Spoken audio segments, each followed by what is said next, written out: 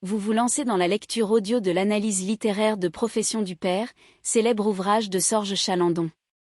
Au fil de cette lecture, vous découvrirez dans un premier temps une brève mise en contexte de l'œuvre et son auteur. Ensuite, un résumé de l'ouvrage vous sera exposé, suivi d'une analyse des personnages et des points clés du roman. Une fois ces différents points abordés, il ne nous restera plus qu'à conclure cette écoute par quelques questions qui pourront alimenter encore davantage votre réflexion. L'auteur. De nationalité française, Georges Chalandon. Sorge étant en réalité un surnom, a passé son enfance à Lyon avec ses parents et son frère. Avant de devenir écrivain, il a d'abord été journaliste pendant 34 ans au quotidien Libération. En 1988, ses reportages sur l'Irlande et sur le procès de Klaus Barbie, ancien SS condamné à perpétuité pour crimes contre l'humanité, 1913 à 1991, lui ont valu le prix Albert Londres. Aujourd'hui, il travaille pour l'hebdomadaire Le Canard enchaîné, parallèlement à la carrière littéraire qu'il mène depuis une dizaine d'années. Écrivain de talent, ses 7 romans sont tous lauréats d'au moins un prix littéraire et sa plume s'est vue récompensée à maintes reprises avec notamment Une promesse 2006, prix Médicis, Retour à Quillybeeg 2011, Grand prix du roman de l'Académie française et Le 4e mur 2013, prix Goncourt des lycéens. L'œuvre. Profession du Père, le 7e roman de Sorge Chalandon, est publié à l'occasion de la rentrée littéraire de l'année 2015. Le récit nous livre la vie d'Émile, 12 ans, qui tente de se frayer un chemin dans la vie malgré des parents qui s'enlisent dans le mensonge et la folie. Son père, se disant proche de Charles de Gaulle, 18e président de la République française, 1890 à 1970, se sent trahi suite à l'annonce de ce dernier concernant le retrait de la France sur le territoire algérien. Pour se venger, il organise l'assassinat du président avec l'aide de son fils. Celui-ci, prêt à tout pour rendre son père fier, se jettera à corps perdu dans cette mission. Cette histoire dépeint une relation père-fils peu banale qui vacille entre complicité et maltraitance.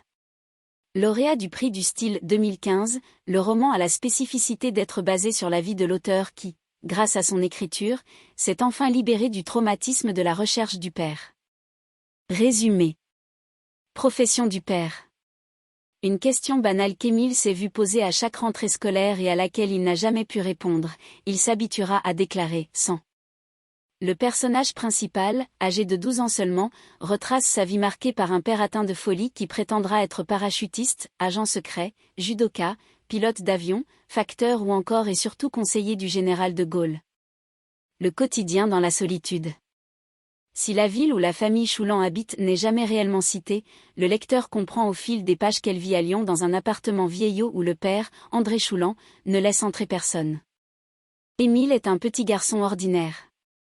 Collégien médiocre, il est asthmatique et aime tant dessiner qu'il signe toujours ses créations. Picasso, peintre espagnol, 1881 à 1973.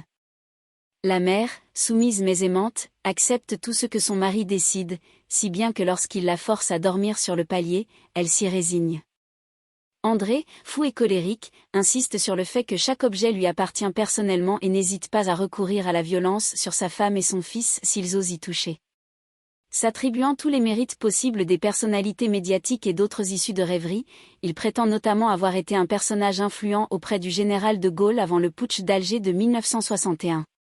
Ce père enchaîne les comportements proches de la folie tout en embarquant sa femme et son fils dans son imaginaire. Il invente ainsi un parrain à Émile, Ted, sorti tout droit d'un vieux film ou pratique encore l'exorcisme sur son fils pour faire sortir le diable responsable de l'asthme de ce dernier. Il continuera ainsi jusqu'à ce qu'un médecin pose son diagnostic, une mythomanie violente qui le conduira à l'internement en psychiatrie. L'assassinat de Charles de Gaulle. L'histoire démarre le 23 avril 1961, lorsqu'André apprend le putsch des généraux qui s'opposent à l'autodétermination des populations algériennes, suite à l'abandon de l'Algérie française par Charles de Gaulle. Le père se sent trahi par le général, à qui il affirme avoir tout donné.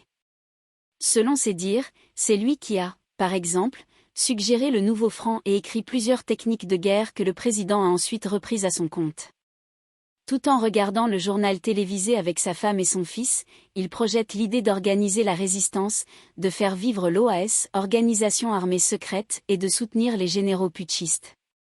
Pour ce faire, il recrute son fils et lui donne des ordres, sous la houlette de Ted, membre de la CIA.